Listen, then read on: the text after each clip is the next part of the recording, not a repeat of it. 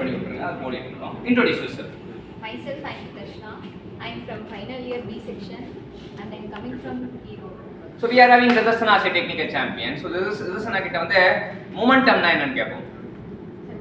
Mass into velocity தான் மொமெண்டம்ன்றாங்க. அவங்க already பார்த்தாங்க மாசும் வெலாசிட்டி சேர்ந்தப்ப அவங்க கண்டுபிடிச்ச அவங்க ரகசியம் என்னன்னா, இன்றைய கண்டுபிடிப்பு ரதசனாவோட கண்டுபிடிப்பு மாசும் வெலாசிட்டியும் சேர்ந்தா அது பேரு மொமெண்டம் கண்டுபிடிச்சிட்டாங்க. ஓகே, இப்போ இதை வேற மாதிரியும் நம்ம இது பண்ணலாம்.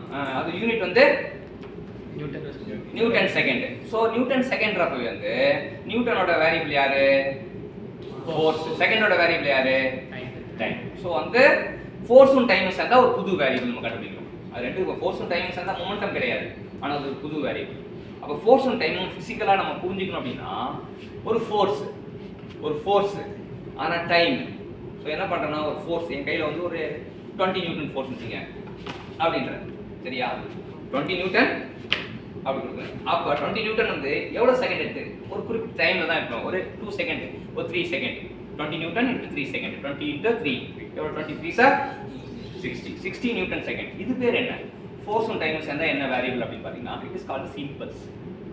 சரியா? ஃபோர்ஸும் டைமும் சேர்ந்தா சிவனும் சக்தியும் சேர்ந்தா மாசுடா மாதிரி, ஃபோர்ஸும் டைமும் சேர்ந்தா இம்பல்ஸ் தான் சொல்லுவோம். சிவனும் சக்தியும் சேர்ந்தா மாசுடா அப்படின்ற மாதிரி ஃபோர்ஸும் டைமும் சேர்ந்தா இம்பல்ஸ். அப்ப நம்ம கேட்பாங்க, நம்மள என்ன கேட்பாங்கன்னா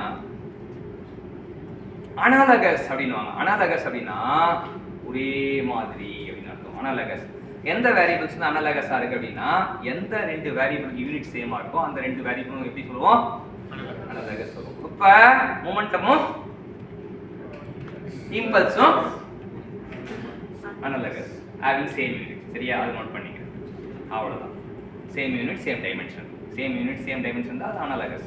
ஸோ மொமெண்டமும் இம்பல்ஸும் அனாலகஸ். ஸோ இந்த இம்பல்ஸை பற்றி நமக்கு தெரிய வச்சுட்டு அதை வந்து மொமெண்டத்தோட நமக்கு தொடர்புபடுத்தின ரிதர்சனாக்கு நம்ம தேங்க்யூ சொல்லுவோம். எல்லாமே தேங்க்யூ சொல்லுவோம்.